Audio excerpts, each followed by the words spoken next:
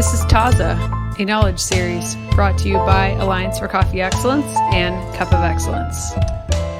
Hi, my name is Darren Daniel. I'm the Executive Director for the Cup of Excellence and the Alliance for Coffee Excellence. And the following program that TAZA Talks has curated is considering coffees that have been infused or in some cases adulterated with outside ingredients. The nature of this conversation was hosted by us and our panelists, Sasa Sestic from Ona Coffee, a coffee farmer, consultant, the 2015 World Barista Champion, and previously Cup of Excellence judge in countries such as Colombia and other countries. Sasa owns farms in Honduras and also Nicaragua, and has been at the center of much of the conversations around carbonic maceration and also anaerobic fermentation. We really wanted to get the expertise of those who are on the consuming side and the roasting side of the business, not necessarily looking at the producer side, although we have covered that in previous TAZA talks with other producers directly and with other head judges and other farmers in previous conversations and shares that we've done through social media. We also have Paul Songer, who is a coffee veteran with over 30 years of experience, former director of coffee operations for Coffee Analysts out of Vermont, formerly worked with Allegro Coffee in their quality control division. He has served for over a decade on the Tech Standards Committee for the Specialty Coffee Association. He's also the author of Specialty Coffee, Managing Quality and Craft, and also the author of The Science of Coffee, longtime head judge and really early architect for the Cup of Excellence. We're just delighted to have the two of them together to discuss this issue. We realize that the point of this conversation was to look at it from a consumer perspective. We obviously are very, very happy and excited to be able to look at how all of this conversation can help producers, whether they're doing different types of processing with fermentation or not. We encourage innovation. We are not here to be the arbiters of what's good or not good or bad or not bad or what's qualified or not qualified. This was purely a conversation for us to discuss what is going on in innovation from a scientific perspective and from a consumer perspective. And we hope that you enjoy the conversation. Thank you very much. Cool. Great. Well, yeah, I think one of the things that, we wanted to touch upon was a little bit of the the background and the origination of the CM and the anaerobic work and how you guys interacted, I guess, with that in Colombia. And it sounded like those coffees didn't really do well because they probably were kind of boozy just because of the nature of how that was being done. And that's where we started. But where are we now? And where are the advancements? And obviously there's a lot more science and a lot more information that's been provided. But I think maybe that I'll just let you two, kind of chew on that a little bit and discuss some of that if you like, just to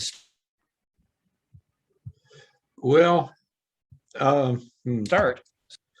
The first one I remember was with in Costa Rica with the anaerobic. And this gentleman had started a plant and he had worked on this particular process for several years. And he had done a lot of different runs. And he had finally come up and like I say, he wasn't doing it in bags. He wasn't doing it in tanks, open tanks at all. He was doing it in inside stainless steel, big stainless steel things like they have for wineries. And he was managing the temperature and he was managing the pressure rather carefully. And it was quite distinctive coffee. It had a real definite cinnamon taste. It did not have so much fruit taste. A little bit, but not to where it didn't taste like a natural at all. It tasted like something completely different. It was really more in the spice area, and cinnamon was the thing that everyone kept coming up with. And that year, there was a lot of disagreement because it was at a point where Costa Rica was just beginning to experiment with a lot of honeys and various other things. And Costa Rica traditionally is washed coffee only. I mean, for years, it was just nothing but washed coffee. And so we had a rather large jury, I think a jury of 30 people. We haven't done that since. But we had like there were two juries. It was like half of the jury was saying, oh yes, the traditional washed coffee, this is the way to go. And the other half were saying, no, let's take a look at these others. These are just really, really great. And so that particular anaerobic one did make the top 10, and it ended up being number 10 in the top 10. But when it was sent to auction, it ended up getting something like double the price of the number one, which is not usually the case for a top 10. So suddenly everyone started doing all sorts of things, studied or not, and so it was like this guy had worked years to do this, perfect this particular process. And everyone else said, okay, hey, I can jump on board. I can get behind that. I can replicate that fairly easily. And well, they found they couldn't. Some of these just weren't that good. And the same thing happened then a few years later in Colombia. We had Colombia being traditionally a wash process place. There were a few anaerobics that had hired consultants coming from Costa Rica to show them how to do this particular anaerobic thing. And they were decent coffees, I mean, they were good coffees to start with. They were clean, sweet coffees. They were, you can hide bad coffees. It's one of the objections to that some buyers have to the really strong process flavors, is that they can be a means to hide not so good coffees. But when you do it with a really nice coffee, you can get really good results. And once again, it was, down on the list. It was like maybe in that case, I think it was 4 or 5, but still it was getting incredible prices compared to the top ones that were the washed coffees. After that, it seemed like we were off to the races and everyone was trying everything. And I think one of the big problems is that none of these processes are really well defined. It's when the farmer brings the coffee to enter the Cup of Excellence, we say, what process did you use? And he says, the anaerobic natural blah, blah, blah, blah, blah, blah. Oh, well, what in the world is that? It's like, it's my process. This is the process I use. Well, we need to find out what the process is so we can, tell your buyers what the process is. And they'll say, no, we can't do that. It's a secret. So, the transparency at that point does become a problem. Yeah, and I think this is, Sasa, where a lot of the things that you've been discussing recently, and having conversations with producers and with the Lamastus family. I think this is kind of that turning point that we're experiencing at COE, but also in your own history and innovation and what you're doing. I'm just curious what your thoughts are on that. Yeah, absolutely. I mean, we've started this story because we believe that transparency is important.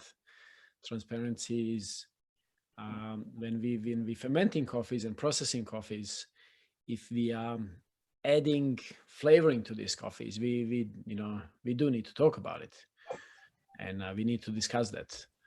And I mean, I'm looking forward, digging deeper to sort of understand, or to understand from all of you what you believe is what is infused coffee, what is not as well, because that's been a big debate over the last few weeks. And But in my opinion, like we obviously do our CM process in so many countries. We have 3 of our farms in Central America. We do a lot of CM in Kenya or in Ethiopia, and over possibly 100 producers. And we do say the things that we do with the coffees. Like we some coffees we pulp them and we ferment just pulped, like coffee that I use for competition. Other coffees we ferment in a cherry for a number of days, but then we do secondary fermentation, and secondary fermentation can be either dry fermentation or fermentation like in Kenya with the water, or we possibly use the mucilage machine for the, without doing secondary fermentation, we just strip it off. And this is all done in the environment where we do control temperatures, because we all know that in order to have the microbes in the fermentation that you would love to encourage, they live at different temperatures. So by doing that control of the temperature, we tend to get taste that we desire. And processing coffee without oxygen, we also kind of say goodbye to some microbes because they live in oxygen, but we say hello to the new microbes because they live without oxygen. And we're using all of that entire vocabulary to provide the taste that we believe we like, or our customers like, or our partners. And so I think this information it's important to be said, hey, these are the things that we do. But is it really important to say exactly what temperature the coffee is fermented so we can target exactly what microbe? No, but for how I long? don't think so. Because No, that's, of course not. And I agree with you, Paul, because no winemaker is going to tell exactly everything what they do in order to get that particular balance. And I feel that we don't really need to, disclose that information to that level to say, have you fermented coffee for 20 degrees or 21 degrees?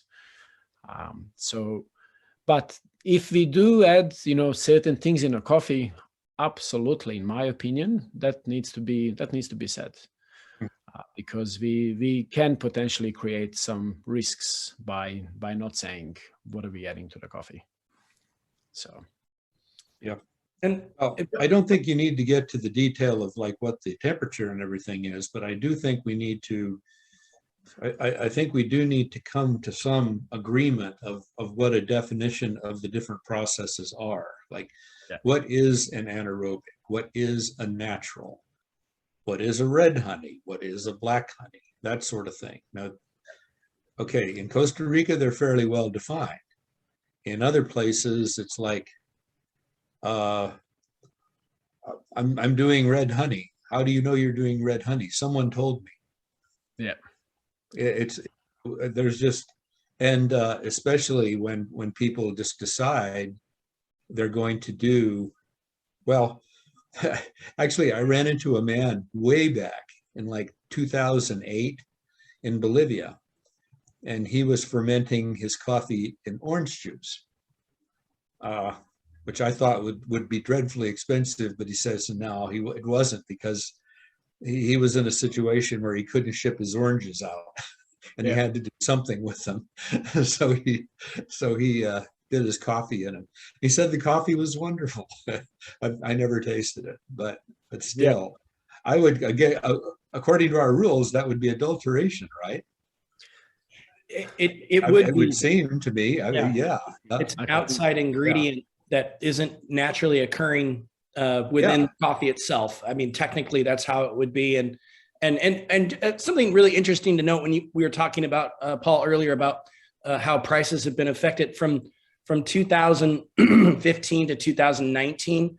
When in 2015 we had 2 coffees that were entered that were anaerobic that were in the top 10. In 2019 we had 9 coffees that were in the top 10 across all the countries. In 2015, the price for that top coffee was $11.20. In 2019, that coffee went for $65.30, or not the same. That's the same for everything. It's been this all the coffees.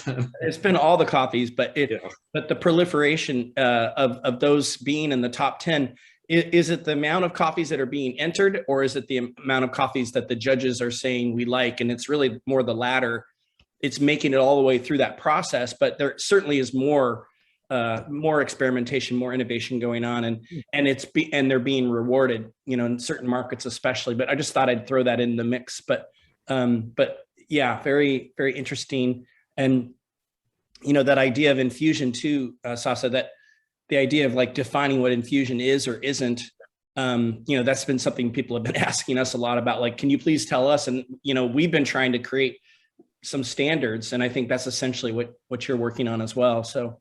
Yeah, exactly. And I feel it's obviously not an overnight thing, and it's good that we all talk about it and we share experiences and knowledge and really understand there's the fine line. And but I do believe that we need to find that line. Yeah. Because it's getting, I believe there's a lot of different opinions in our industry with the coffee experts, and how difficult it is for our customers if we can't agree on what we feel it's infused and what's not infused. So it's a great point to have these discussions. So yeah, I mean, in my opinion, there was this, a lot of discussions, if we add fruit to fermentation, is that infused? And I believe that this is the one that's a fine line, because of course, like I love fermentation. I love fermenting coffee. We've been playing with the coffees for so many years, and we have done in the past where we put pineapple inside of the in the tank, or banana, or like all the different fruits, as an experiment to see what's going to happen. And we have not really got, when we put pineapple, we didn't get pineapple taste, or of course not. But pineapple definitely has changed the way microbes inside of that tank reacted, because pineapple brought a yeast. There's a lot of yeast in a lot of fruits, especially sweeter fruits. Pineapple brought its own source of sugar as well, and that created different byproducts that it would not be created if pineapple was not added. So coffee did definitely change the flavor profile. Was it better or worse? Like, coffee is subjective, we all know that. And the question is, is that considered infused? And I believe this is the fine line where a lot of people say, hey, it is infused, and a lot of people say, no, it's not. And it would be nice to get your opinions as well. Like, what do you feel? Where is that sitting?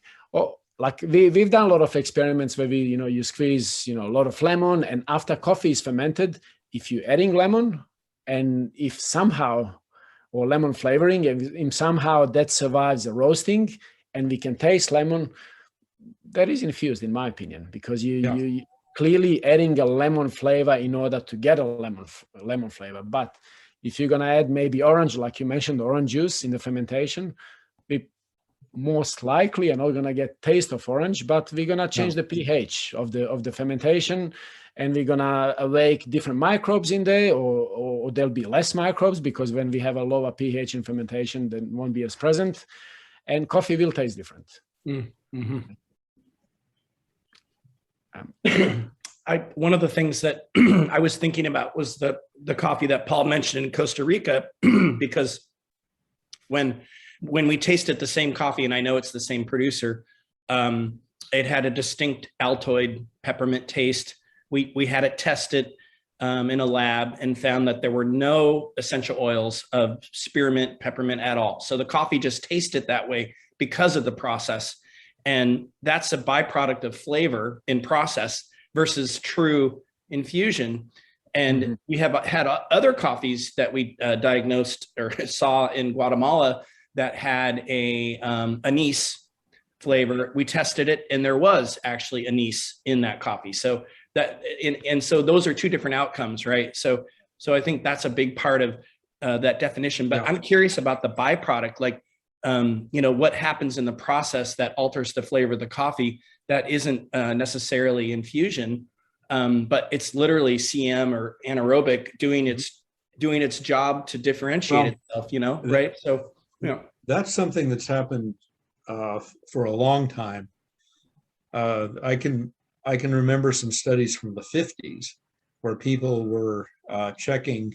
There were guys who were taking samples of the water of the washing tanks at high altitudes, medium altitudes, and low altitudes in Mexico. And they were finding that the microbes were completely different. There were one of the main differences was the high altitude microbes were more like malic acid type microbes. They were the microbes that were producing malic acid as a byproduct, whereas the others were were doing other things.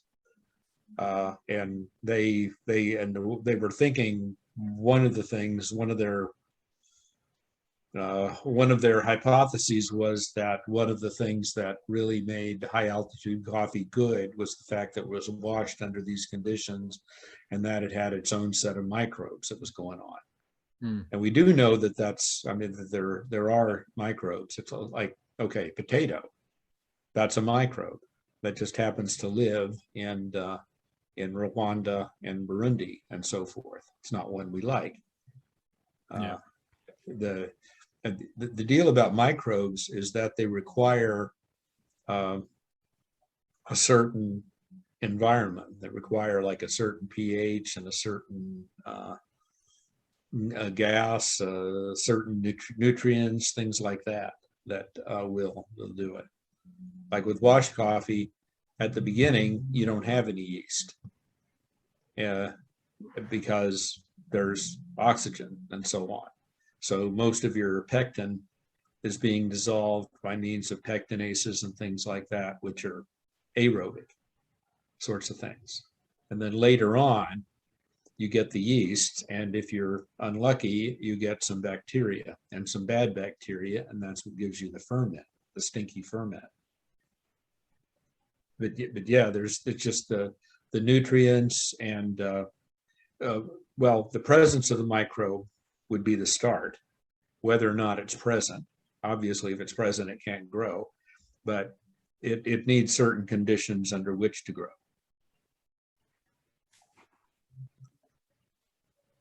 Yeah, I mean, microbes, they kind of, when we look at them, they're everywhere. So even on our hands, when we touch the coffee, that has as we speak now, there's so many microbes on our hands here that we have a bacteria. So it's something we obviously, when we're fermenting coffee, we can't choose. We can choose and control, but it's the product that when we have more rains on a farm or less rains on the farm, this will also change the microbes in the environment that we have, that we fermenting coffees with.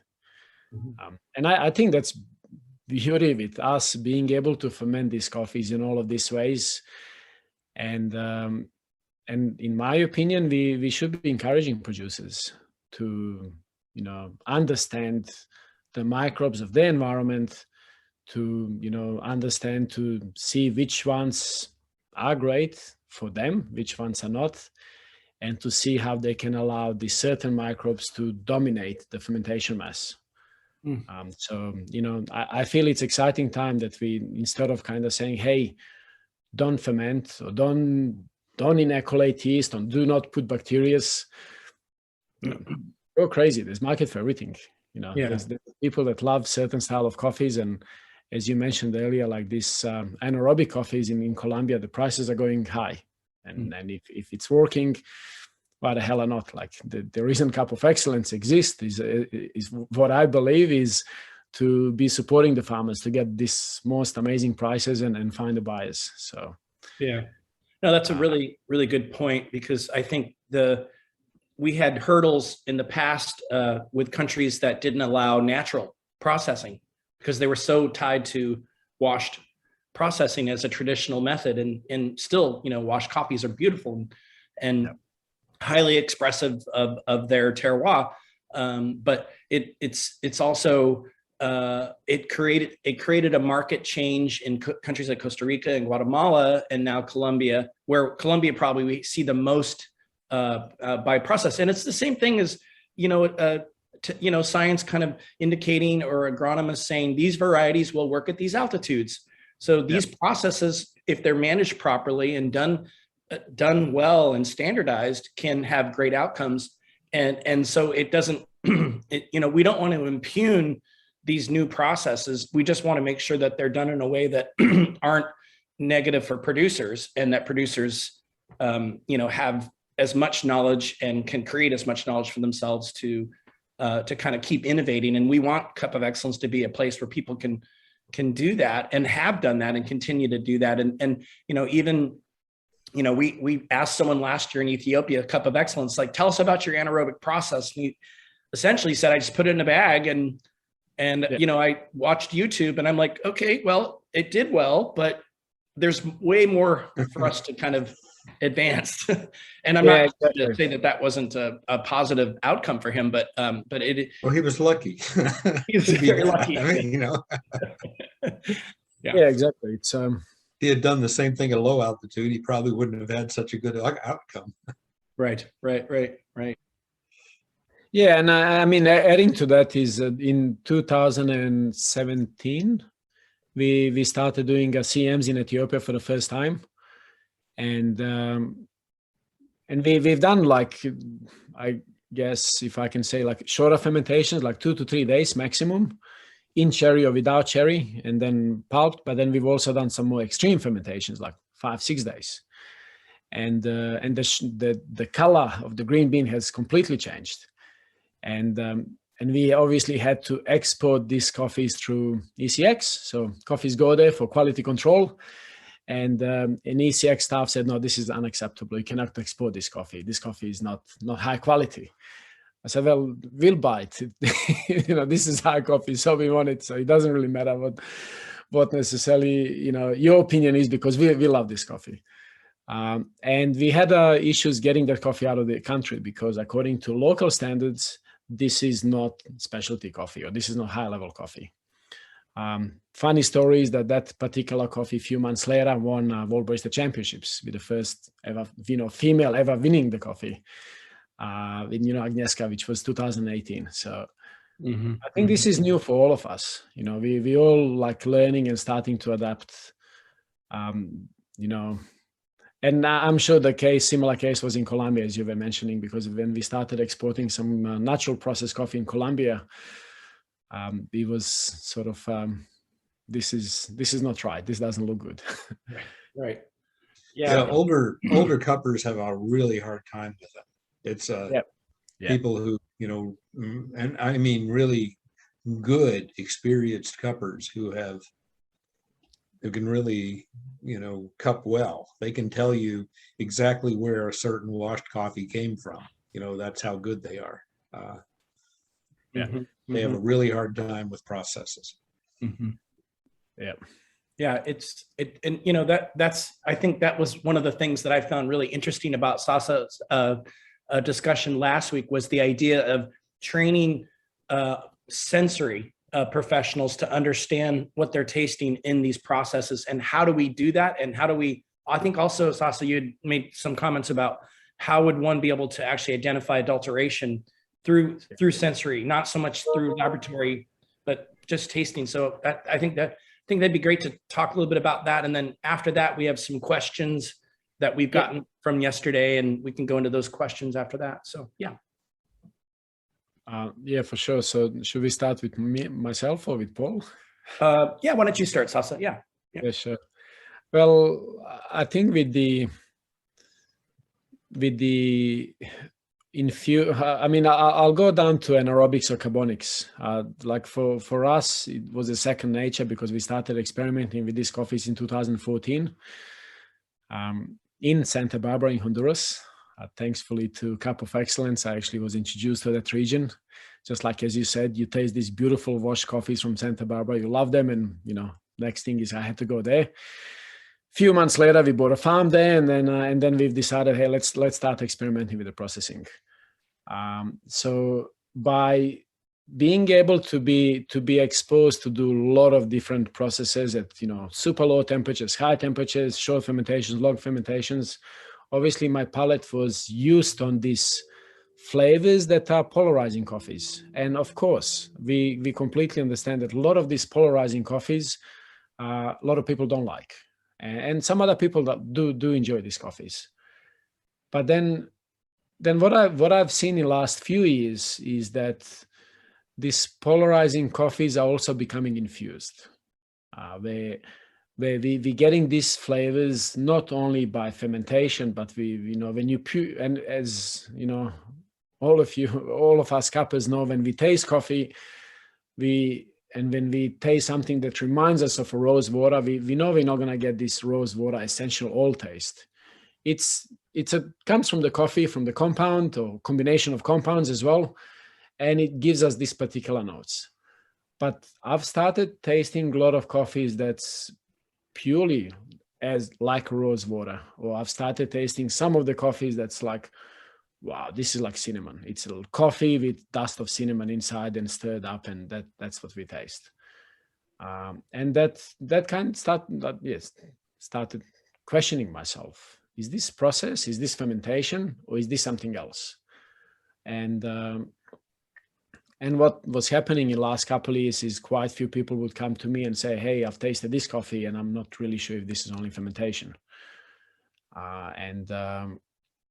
So what was interesting also is that there's a, coffee, when we've discussed, when we had a chat, I think last year we spoken, Darren, and we were talking about maybe, some coffees in Colombia, etc. So I managed to bring some samples from Colombia that we thought they were infused. And a lot of my staff that work for us, they would taste these coffees and they go, wow, this is amazing. Like their mind, or younger generations, if I can say, their mind was not really going, this is infused. Their mind was going, oh my God, this is another Panama Geisha, crazy flavor profile coffee that now we're so lucky to have. But then when you look down, and like we obviously have a farm that we work exclusively where we do process, Caturra varietal. We know what we can expect out of Caturra varietal. They're beautiful coffees, but and then putting in my vocabulary like all of these processes we've done, and when farmer says, hey, this is what I've done, but we kind of cannot really connect the dots. This is when I started really thinking that these coffees are possibly infused. They're not just fermented coffees. So we obviously started kind of understanding if coffee is infused, like how do we find out? And having a roasted coffee for 5, 6, 7, 8, 9 months and sitting in a cupboard and tasting that coffee 9 months old, and we still taste that particular same flavor. That's when I started thinking, wow, this is not just coffee. Like there's essential oil, there's something in there because it's there. But then we grounded the green beans, and then we put warm water in there, and then we still tasted the same coffee. So, Paul is the expert roaster, and we obviously need to roast coffees to develop these flavors, to have them present. And then this is when I started, obviously talking to the universities and scientists as well to see, hey, how can we actually test these coffees to understand, is this only coffee or that's actually something added? So there's, I'm kind of interesting that you mentioned aniseed coffee as well, because we did taste or test some aniseed coffees from Colombia as well. And the samples have been sent to Europe, Zurich University, and they also have found that, that particular batch was adulterated, so infused. So I think currently it's very exciting what's happening in the world of coffee with fermentation. But in the same time, for me personally, it's a little bit scary because we don't necessarily know where the line is. And what is coffee? It's not coffee. For me, it's scary because I really feel like some of the really great traditional coffees, Quina, the washed Quinas, the washed Via Sarchis from Costa Rica, the washed Typicas and so forth from the highlands of South America, they may go the way of the dodo.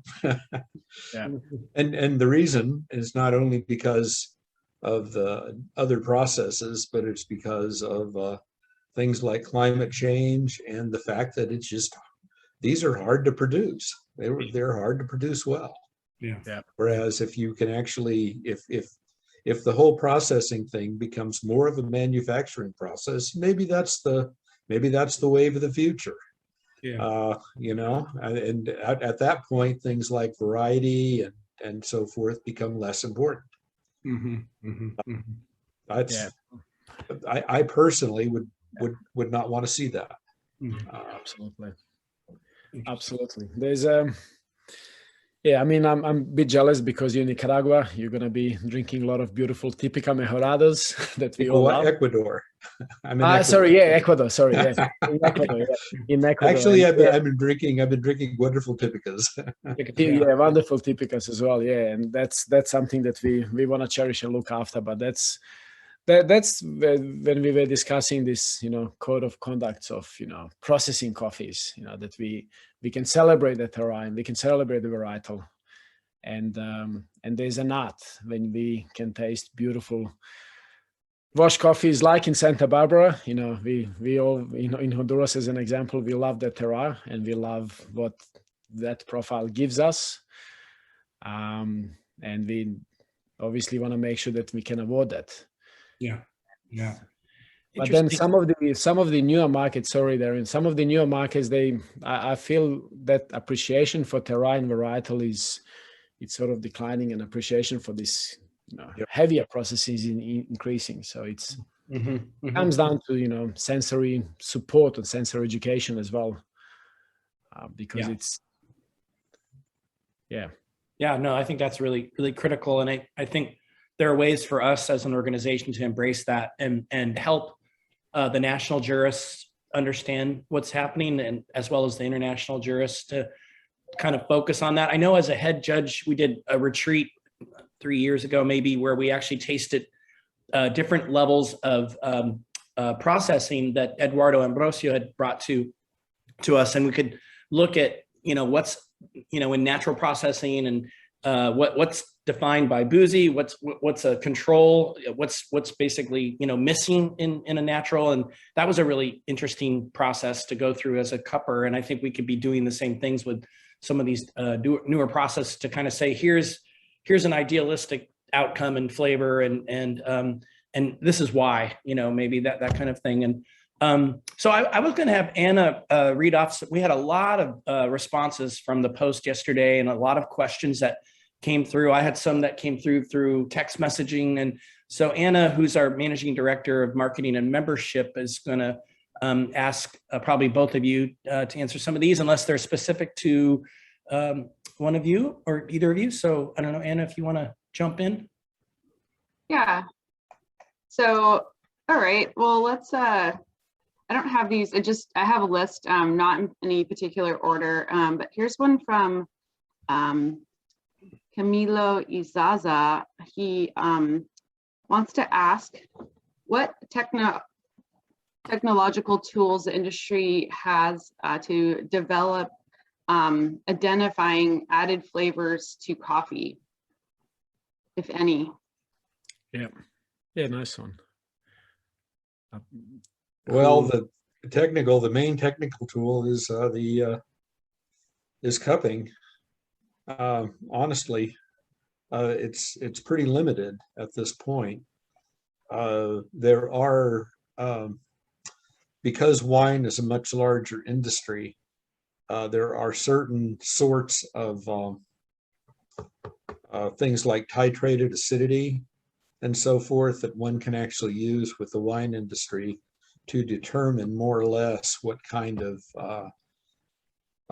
acids, for instance, one has present.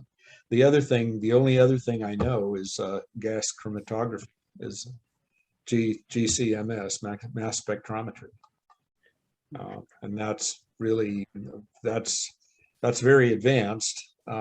But because it's very advanced, it's come a long way. You can really find minuscule amounts of things with GCMS. Yeah, exactly. And I'd love to add as well, if PTR of MS, which is very similar to gas chromatography as well, but possibly reads the compounds a little bit kind of differently, and in some instances has opportunity to sort of be a little bit more accurate. But in sort of answering your question, like I don't think we have invested enough to be able to test that accurately at this present time. I have had a lot of opportunities to talk to Professor Chahan in Coffee Excellence Center in Zurich, and some coffees at this stage, even though if they are potentially infused, at this stage they're not going to be able to be detected 100%. They are doing a lot of research to find out more systems, how they can do things. They've also suggested, which I find it really interesting, that when coffees are going to certain competitions, that the small sample of the coffee is frozen as a green bean. And then if head judge believes that there's a potential that this coffee can be either infused, it can be sent to the lab to, for further testings.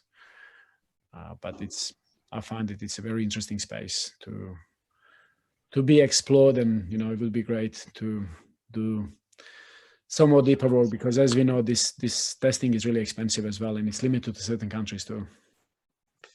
One of the most interesting things, I think, and I actually have done this a few times myself, is when they do a sensory GCMS, and they have actually 2 ports. They put it through the magic that does it, and that sometimes it's the electrical thing or whatever. But then at the end, they put it through 2 ports. One goes to the MS and one goes to a sniffing port. And you sniff at the sniffing port and you say, okay, I get vanilla, or I get caramel, or whatever it happens to be. And they can look at the peak on the MS and they can see exactly what that is. And I can see how that would be really useful when he's talking about artificial stuff such as tangerine, eucalyptus, and red fruits. It's you could probably find that very clearly. The interesting thing is when you break a crust, it literally releases hundreds of aromatics in your direction. Whenever I've done one of these GC sensory things, it's usually taken about half an hour to 35 minutes or so just to go through the entire array of and that's aromatics. It's not the acids or anything. Yeah. Okay, this question is from Distinto Ayampe.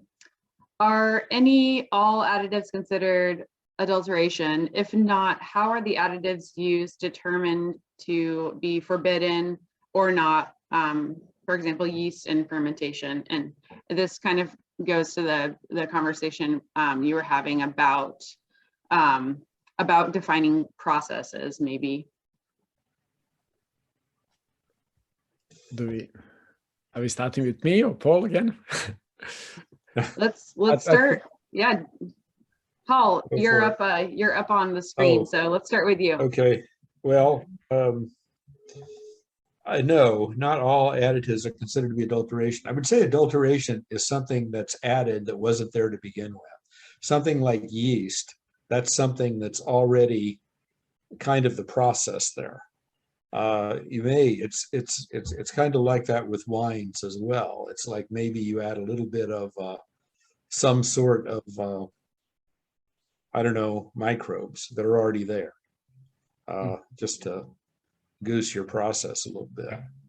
So probably not, but that being said, honestly, we're not there yet. I don't think any of this stuff's all that well defined. Yeah, well, it's interesting too. I've been looking at the natural wine, in certain countries, there's defined amounts of sulfites that are allowed to be put in and still be considered a natural wine and not a technified wine. But there are other things about that too, whether it's biodynamic or organic certified, but also the fining process. So if you're adding egg white in or other synthetic ways of fining and filtering the wine.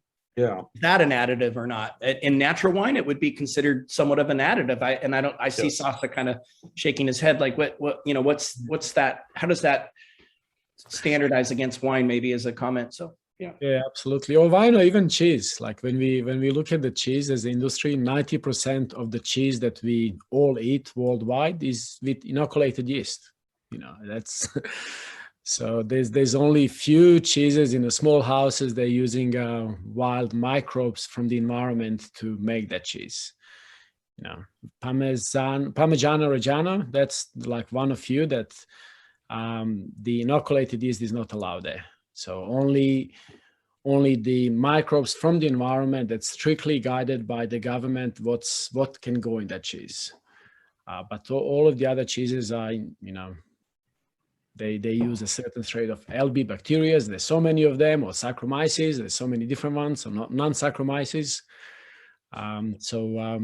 You know, I actually believe that I'd love to encourage, in my opinion, producers to be inoculating yeast, to, you know, and that I'm not saying that we're going to change the flavor. Like if we love these floral notes with Typica Mejorado in Ecuador, and I love them so much, is there a way that we can have a certain yeast that can allow these floral notes to shine even more?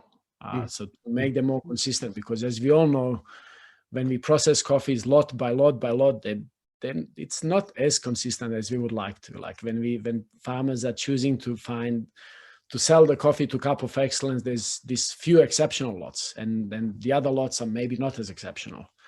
And possibly inoculating the yeast can help us with that consistency, so we can have a better bioprotection of the coffees when we're fermenting as well as when we're drying.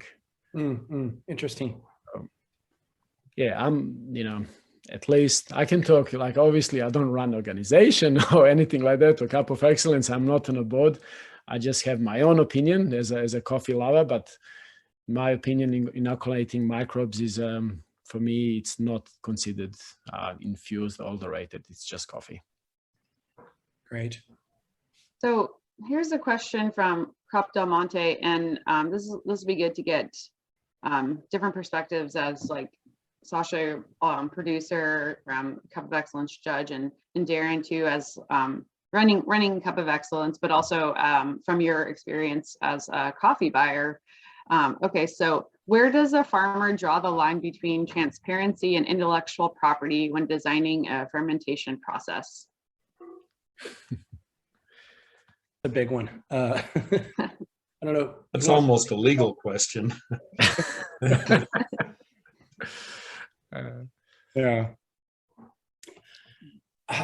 Yeah, I don't know if anyone else has a comment about that, or if I should address that, but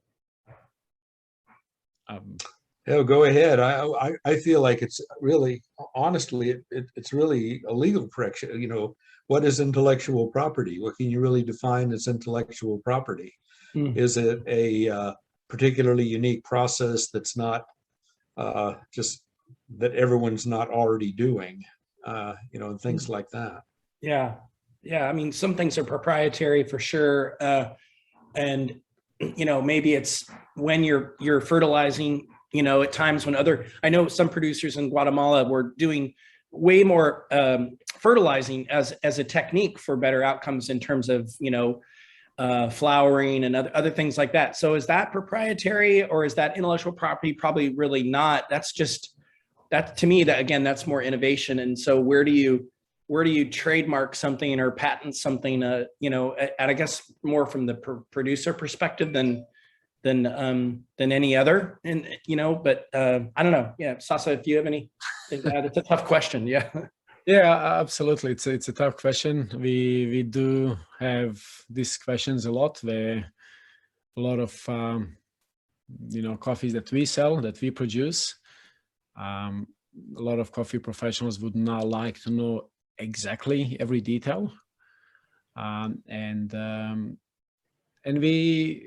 we prefer to keep information, some things confidential. And the reason why is it's to protect the farmers that we work with, to protect the farmers that have put a lot of a lot of infrastructure into these processes and the studies, so they have their own value. But things that I think that things that should be shared, why particular coffee is tasting the way it is. As an example, if you have coffee with a lot of red fruits and florals, maybe chocolatey notes, I think it's a great way for pharma to be able to market that coffee to sort of provide these why questions. Like, normally we're gonna attract a lot of red fruits when we ferment coffee in cherry, obviously.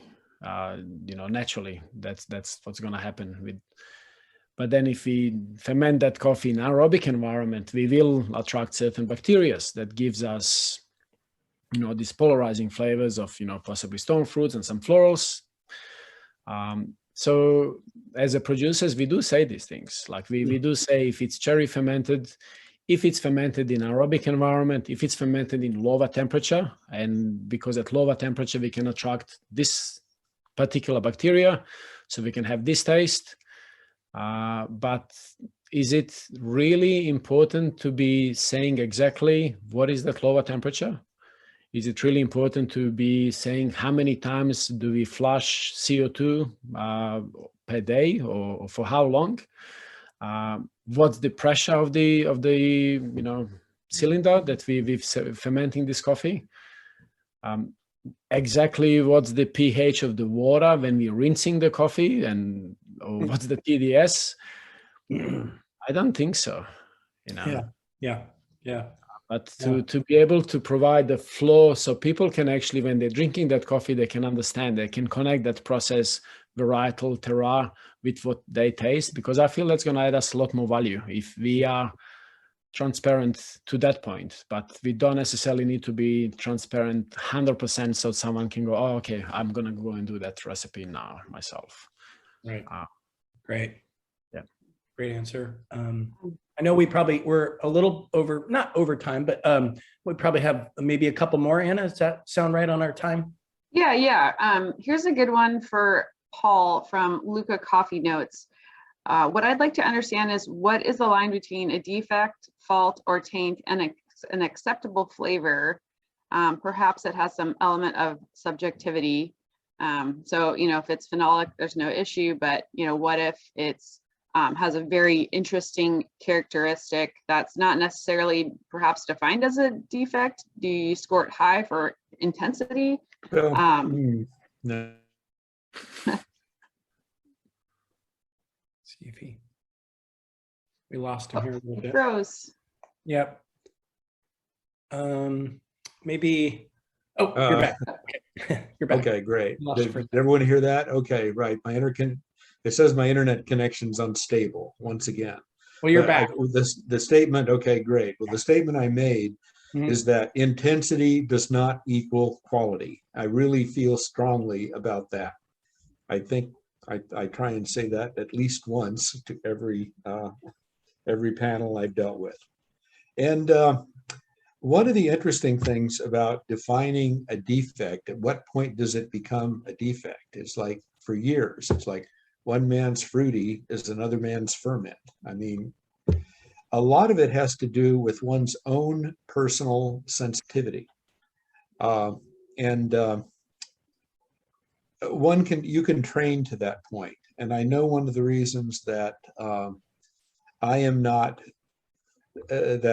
really a fan of naturals, and especially strong tasting naturals and that sort of thing, was because of how I learned. And I learned with a commercial coffee taster, Roger Cohn, who was a really good coffee taster.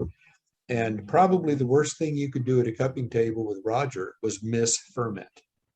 And, I was cupping from the time I was about 30 years old until the time I was probably about 40 years old with Roger. And so honestly, it was just like any little possible ferment. It was just like boing, And I mean, over a period of time, I know that I've become more sensitive to that than a lot of people. I've met people, he mentions here phenolic. I have met many people actually, and very good cuppers, who just simply cannot perceive phenolic. Yeah. And there are people who can actually perceive it in the fragrance before they pour the water, and I can't do that. And most people are in between. I used to have a problem with when we were in Colombia and we were having so many phenolic coffees. I found that after about maybe, as head judge, I had to try all the phenolic coffees to certify they were phenolic. And honestly, after about 5 phenolic coffees, it was just getting to the point where I couldn't really taste it all that clearly. And I really do believe that one of the big issues of a defect, of actually saying that it's a defect that you should kill the coffee with, is a person's personal sensitivity. Yeah. And so, and for that point of view, I mean, we're cuppers, and because we are trying to be reporters and report what we find and sell the coffee, we're not trying to. That's one of the things that I think is unfortunate about the specialty coffee industry, is sometimes we get a little too ingrown. We're just talking to each other. We're not really talking to the customer very much. And the whole thing is, who am I selling this to? Well, if I'm selling it to Roger Cohn, yeah, that's a defect. If I'm selling it to someone else, maybe that's fine. Yeah. It's so yeah, there is a subjective thing to it. And once again, intensity is a matter of perception. And the other thing, you score what you taste and not what could have been. And I would agree with that completely. Score what you taste. I mean, this could have been a great coffee, except a lot of very young cuppers really really gravitate towards the new and something that they've never tasted before. It's like, wow, I've never tasted this before, and maybe they're bored. Maybe they're bored with through all the, all the washed. I used to know this as in Costa Rica, and then they go through all the washed Costa Ricans, and the older cuppers will be saying, oh, this one's a little more acidic, this one's a little more sweet, and okay, it's very fine differences after we cup those coffees, 5 or 6 times. And then finally they get something that's just like really boing off the charts, and oh, thank God, so they can perceive that one. But yeah, it's intensity does not equal, and that's something I've really observed with consumers. It's like a very intense cup of coffee, like even one of the best blueberry Ethiopians around. They'll say, wow, that is blueberry. You've got it. Wow, that's really something. And they'll finish maybe half a cup. Yeah. But then on the other hand, if you're pouring them a decent, cup of El Salvador with good, sweet, solid El Salvador, they'll take 2 cups. So I don't know. The main thing is, I think we're cupping for the consumer. We need to remember that. Intensity doesn't equal quality. Yeah, on that note, there's another interesting question. This is from Pierre Rayat, Coffee Therapy. So they say, we are from a coffee producing country who started to have a problem in this issue. The artificial flavoring, adulteration in pre and post process is now getting popular among new coffee drinkers because it's easy to find taste notes. So they say, I have no problem with natural infused ingredients, as it's like food preservation, but artificial flavoring is another thing. So wondering from your perspective as coffee sensory evaluators, so what suggestions do you have for this, or what are your thoughts on this topic? Sasa, do you want to take that one? Yeah, of course. So I think when you've exposed to so many different coffees, washed, naturals, aerobics, and CMs, and everything else, when you have that vocabulary, it's a fairly, like, this system in your head, or in my head at least, there's that alarm that goes, wow, this is not coffee. And I normally will go with that instinct first. When we taste something that taste takes you somewhere, that is this coffee or not? Like if it's questioning you, if you're kind of making that statement that you're really not sure. And maybe that's the first step. If you're not sure, if you're tasting something that's 100% coffee, there's possibly have a check with a little bit more experienced people that have tasted so many coffees around you to see whether you believe that's infused or not infused. I have had the case that even, when we do training internally in a company, that, we know that coffee is infused because we infused it for the training purpose. And we had very experienced baristas that we give them a coffee to taste and they go, oh, wow, this is amazing. So is anything different? No, it's so good coffee. I love the flavor. Well, that's actually infused coffee because we've managed to put some flavoring in there. We rehydrated it and it's here. So, but we do it now for that educational purpose. But what's nice is after they taste these coffees a few times, and then when they come across that coffee on a table, they can easily recognize it. So it does. I think it's really obviously hard to be exposed to so many coffees in a short amount of time. But being able to even purchase some of the coffees, because quite a few exporters are selling coffees that are infused with lemon or lemon flavoring, and they clearly say it. There's importer that sell coffee with the cinnamon in Colombia, as an example. And I suggest purchase small amount of these coffees and taste them, because when you taste them, you'll be able to build your vocabulary to see whether these flavors are coming from coffee or they're actually coming from flavoring that you're adding in there. So that's maybe my little quick tip or quick trick how to get to that level to be able to recognize them. Great. Part of that question was about food safety. Uh-huh.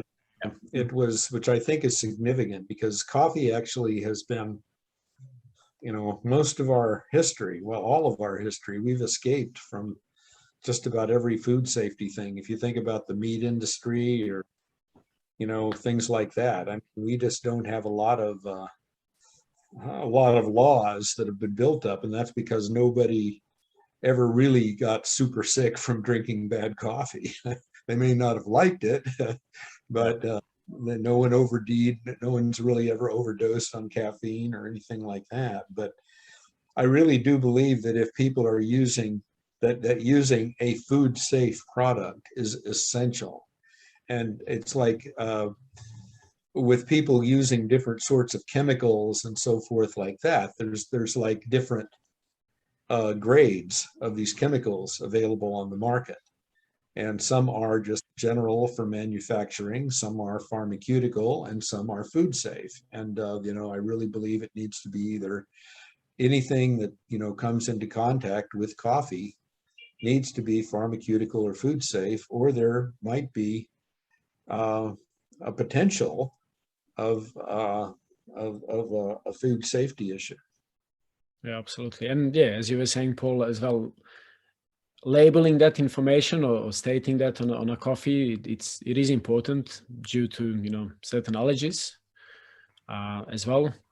And when we're talking about infused coffees, that doesn't obviously happen only in a farm. Like it happens in the roasteries. Like we would as a coffee professionals would buy these coffees. They would end up in wine barrels, as an example, to infuse the flavor, and they sold out. So that information of how that infusion happened, it is fairly important, because as we know, some religions, they don't drink alcohol. And of course, I'm not saying that when we infuse coffee in old wine barrel that throughout the roasting process alcohol will be present in the cup. I don't think so. But maybe if some people know that this was infused in the environment, that there was alcohol, maybe they're not comfortable, drinking that coffee for all the different reasons. Yeah, that kind of speaks to the whole allergen issue and whiskey barrel aged coffee. Yeah. We lose Darren. Gross. Yeah. Yeah, we lost Darren. All right. Well, That's roast. there he is. Okay, Oh, sorry. we missed you there Um, for a bit. Whoops, now we're missing you again. Same. Yeah, I'm able here right now. Sorry. Well, Anna, should we wrap up with one more, or that being the last question? Yeah, we can wrap up with one more. Here's a question from Root Cow. My question is, how do you even define natural coffee related yeast, bacteria, microbes? If you make a wild fruit ferment next to a coffee tree and you use that same yeast to inoculate the coffee fermentation, does that count as additive? And also what's wrong with infusion additive if it increases the value of product that ultimately increases profitability for producers? Yep, that's awesome questions. Yeah, a few questions last, and we'll wrap up with that that multiple question. Who's starting? Let's go with you, since you're up here. Okay, sure. So I think we answered that question, like or first part of the question, a little bit earlier. Again, my humble opinion, I believe that inoculating yeast, fruits in the fermentation, not after fermentation, for me that's okay. As on a personal one, do we do it currently? No, we don't. Have we been experimenting with inoculating the microbes? Yes, we have. And I think it's exciting. It provides great new opportunities for us to taste more out of the coffee. The second question was? The second question how was, does infused coffee add the value to the farmers? I think that's a beautiful question. And we, as an example, we work with the exporters in Colombia, and they have particular varietal that, you know, whatever they've done with it, it's tasting the 84-point coffee, and they have a lot of that coffee. So what they've decided to start infusing that coffee with different essential oils. You know, they have one coffee, they call it citric. They have another one, they call it passion fruit, or etc. They clearly write down exactly what they're doing. So it is, you know, it's a food safe additive. They're super transparent with it, and they're selling these coffees for really high price. Like at least 2 or 3 times more than what they normally would get when they ferment the 84-point coffee. So there's a lot of room for these coffees. Possibly not, maybe in competitions, because in competitions we do want to taste coffee, and we don't want to taste terroir or varietal, not necessarily passion fruit that comes from the bottle. I feel a lot of value for that for people that are getting introduced to the coffees. And I mentioned that a few times. My daughter is 18 years old. She unfortunately drinks caramel latte at the moment. And instead of drinking, caramel syrup with latte, why not maybe having one of these infused coffees with a certain flavoring? And I see it as a good introduction for people to start getting into the coffees. that would, the last one about, okay, nothing wrong with increasing anything of value to the producer, but maybe that isn't ours. Maybe that's not our coffee. Exactly. Honestly, Absolutely. maybe that's just not what we want in Cup of Excellence. So, Absolutely.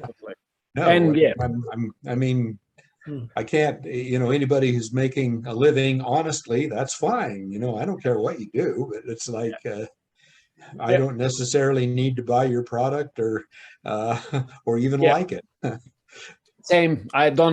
We don't import these coffees. We don't buy them. Not necessarily enjoy them, but we're so happy for them that they can make good living with it, and they'll connect with some other people that will drink these coffees. And I usually look at it as a bridge, starting point. And people start getting into the coffees. Well, yeah, let's instead of having coffees with 2 sugars, have coffee with some flavoring. Why not? We know that's not destination, but it's just a first stage the way I see it. So great. Yeah. Great. Well, thank you, all 3 of you. Thank you very much for being a part of this, Sasa and Paul. This will be going up on our TAZA talk here soon, and and really appreciate your time and energy and commitment and experience, and for sharing everything with us. And yeah, thank you very much. So. Thank you so much. Thank you for listeners, and thank you for Cup of Excellence team for doing what you have been doing. You have definitely have inspired me and continuously inspiring me and a lot of people like us. I don't think we give you enough credit for your amazing works. You've connected so many roasters with so many producers, and so yeah, keep inspiring all of us. So thanks a lot. Great. All right. Well, Thank you, everyone. Yeah, take care, and hopefully we'll see you in person soon. All right. Okay. Right. Thanks very much. Thank you, Paul. Okay, thank you. Enjoy Ecuador. Okay, Yeah, fun in I the will. Galapagos. Yeah, I love the Galapagos, I hope. Nice. Cheers. Thanks, All right. everyone. Bye. Bye-bye. Goodbye.